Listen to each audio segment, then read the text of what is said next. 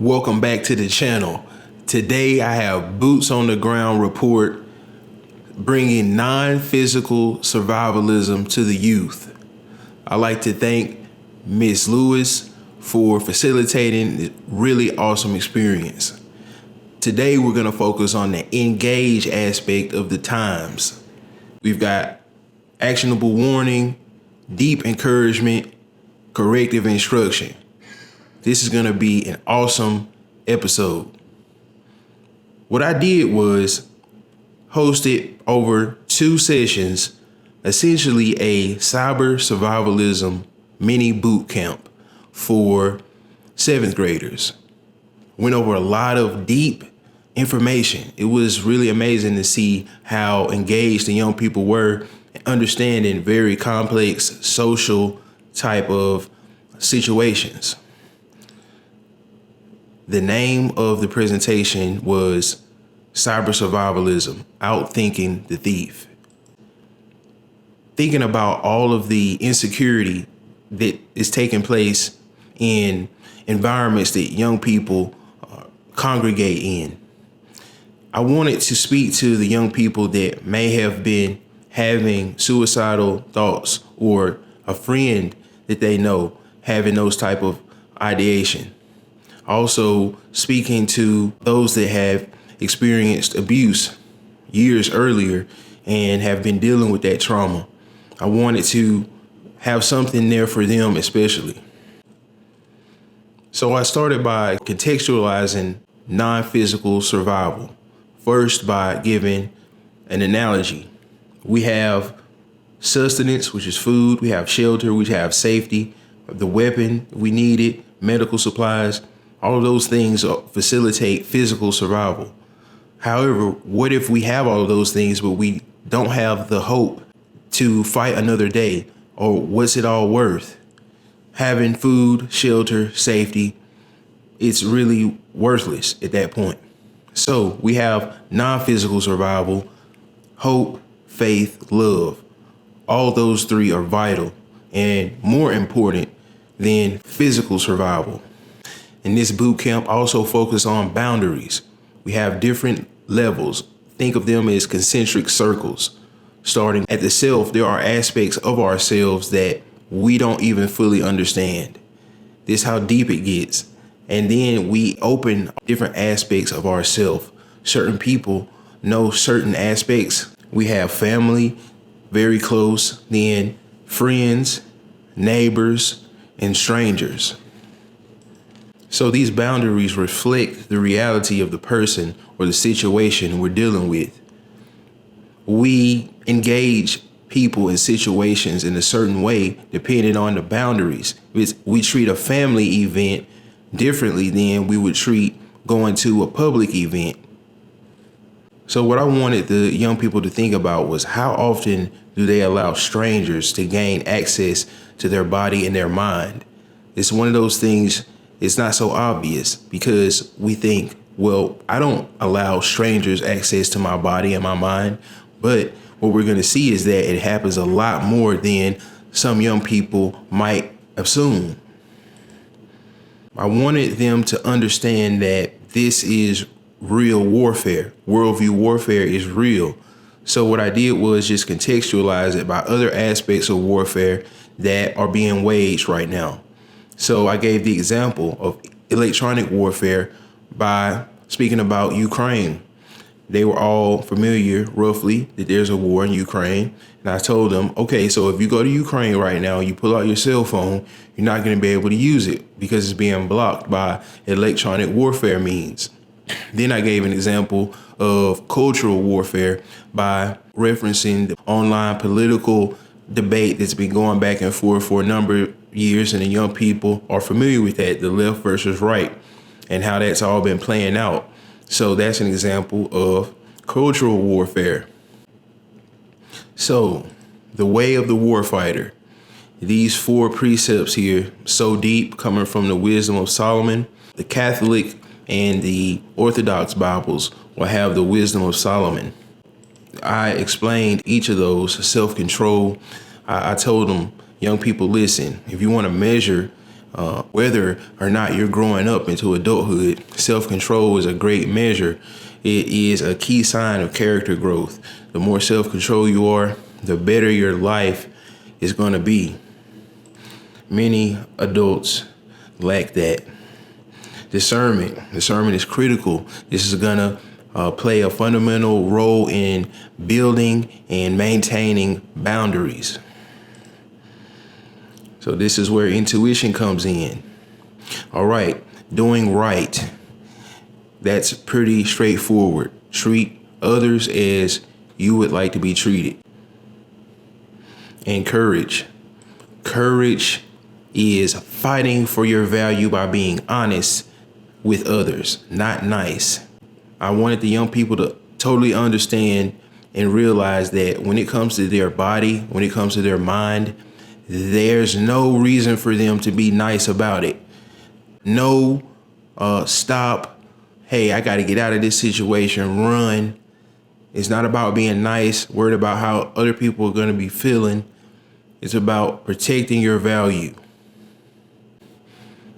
Who are we fighting against? The thief. So we're going to be looking at 4 aspects, each with increasing severity. First of all, the thief wants our data, what we're doing, where are we, our location, health information. Then we move to something more important, your attention. What are you focusing on? What's consuming your attention? Then we go to more important, peace, the way that you feel about yourself. This is becoming much more intense. And ultimately, your life. Ultimately, the thief, young person, wants your life. And you must believe that you have value. You must believe that you have value. Because if the thief wants it, it's valuable. In order to have the minimum security, the minimum, you need to value your survival. Let's explore more about cyber-espionage. So for those that have the book, I focused a lot on the citation by Levine, Levine. That citation, if you take a look at that, explore that one deeper, it goes into a lot of detail about the history of the internet and what its function is. I gave them the example using Martin Luther King because where I gave the mini boot camp was about 2 miles from Martin Luther King's neighborhood that he grew up in. So I spoke about how there will be government agents listening to his speeches, his observing his activities, making notes, the Atlanta agents. So when Dr. King would go to a different city, there would be government agents there taking the same type of observations, building the same sort of files that would be local to that city. So what the government needed was a way to link up that network of paper files and also find a way to digitize this so that it can be updated quickly, can be shared faster. So this is the history of the internet. It comes out of a system for social engineering, for maintaining social authority. And a lot of the technologies that we have on the consumer side, they were born out of military. So what value does the cyber-espionage, what is it targeting? Out of the 4 that we laid out at the beginning, it would be data. They want to know where you are, what's going on with you, mentally as well as physically. Which boundaries must cyber-espionage cross to steal that value from you? These are strangers, complete strangers. And building these apps and housing these data warehouses.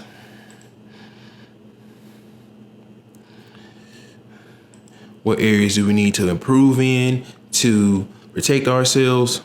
We need increased awareness. So an example exercise would be a public service announcement about software and hardware privacy. Next is cyber addiction, something that a lot of young people and adults are struggling with right now.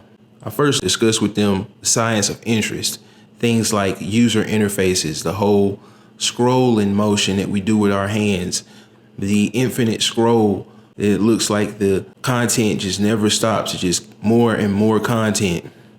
These types of user interfaces, and coupled with the way that the body moves, these are scientifically studied.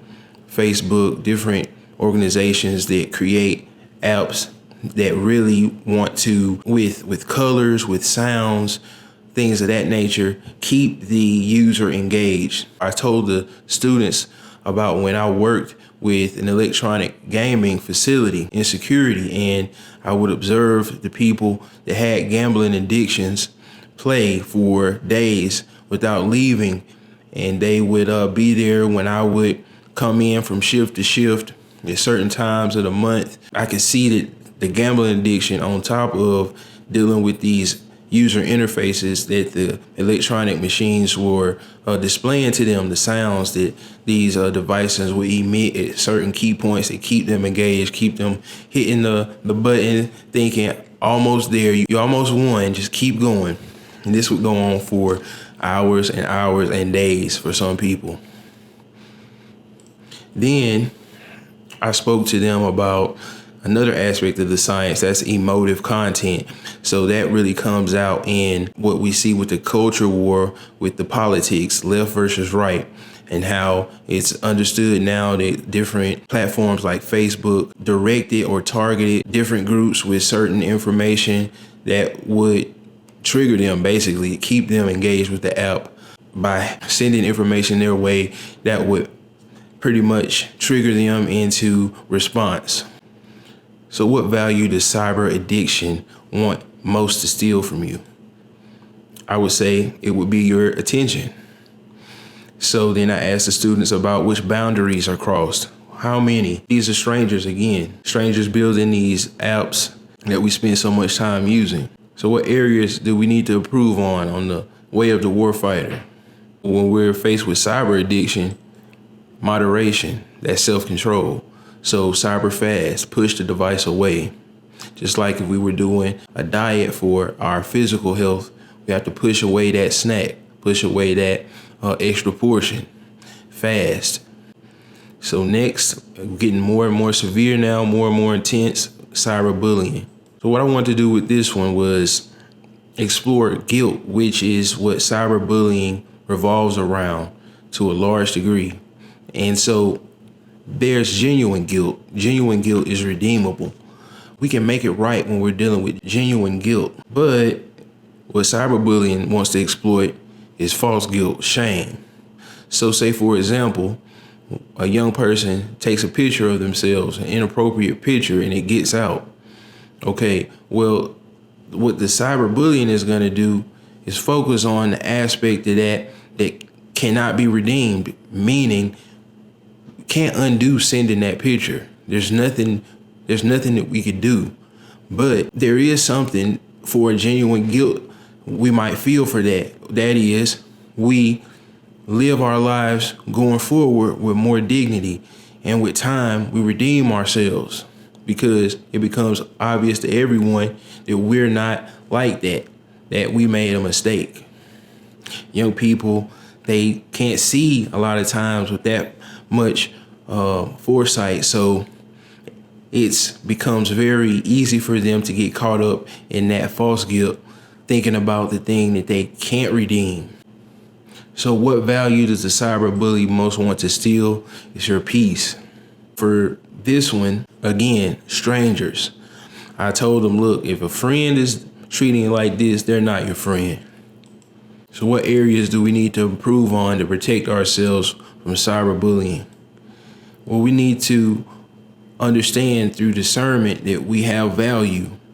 Now, one thing is that when we're going through a difficult situation, it might be difficult for us to see the value in ourselves. So what I did was, with a couple of the classes, I had them do the encouragement list that I spoke about in a previous episode.